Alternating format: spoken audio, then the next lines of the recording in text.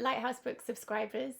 We are Nell Stevens and Eley Williams. We are very happy to speak to you about our contribution to a new anthology from Scratch Books called Duets. Do you want to say a bit about what the project is? Sure.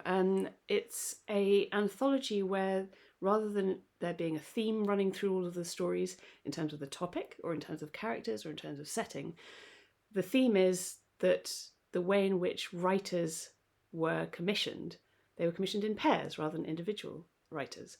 So each work, as you'll see in the anthology, is a collaboration in one form or another between two writers.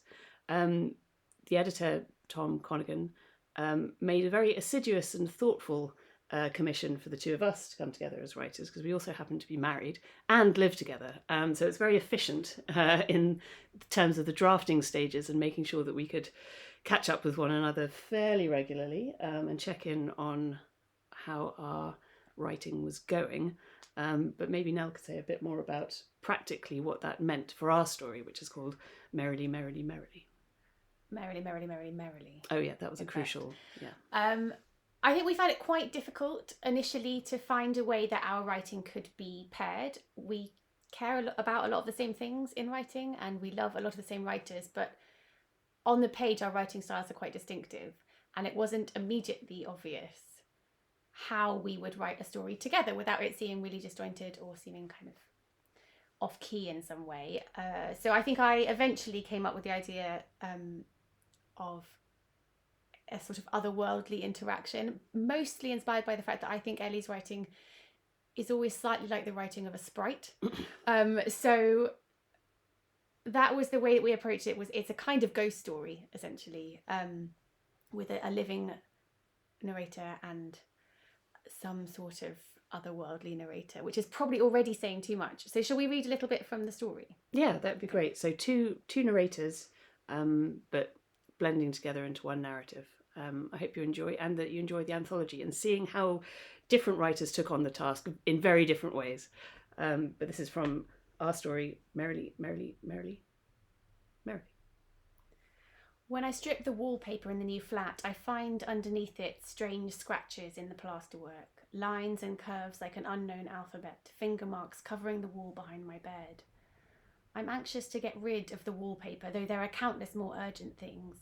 Faced with the splintered floorboards and rotting window frames left behind by the previous owner, and a leaking pipe under the kitchen sink that drips into an old lemonade bottle, it seems easier to worry first about the bedroom walls.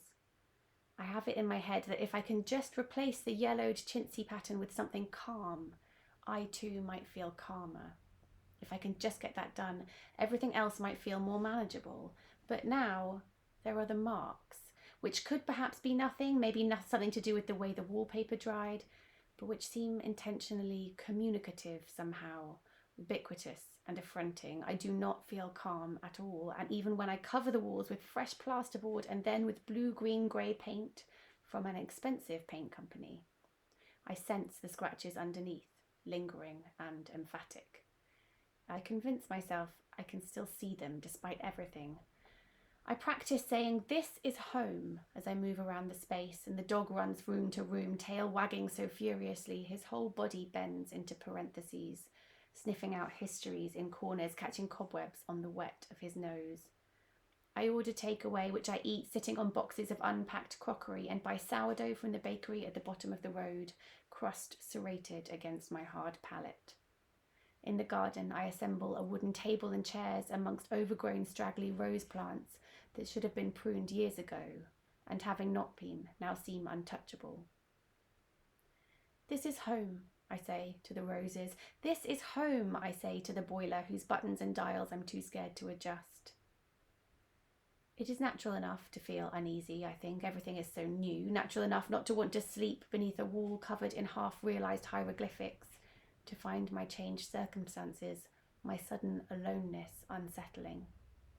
I fill bin liners with sheaths of torn-off wallpaper and vacuum the previous owner's strange dust.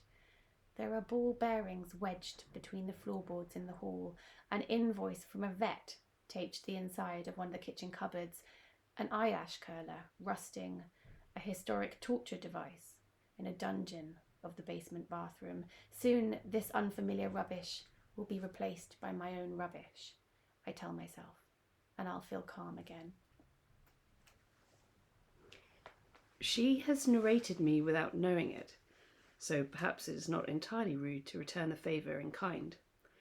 Right now, she is holding a half-finished box of cornflakes and standing in the centre of the new-to-her kitchen, pivoting on the spot and pondering where best to commit to storing cereal. It says something about her, doesn't it, that she thought it was worth packing a half-finished box of cornflakes when moving house. It certainly says something about me that I choose to dwell on this detail about her. I watch her trial the cornflakes on different heights of shelves and in different cupboards. She is talking to herself throughout this process about the most humane way to trap moths.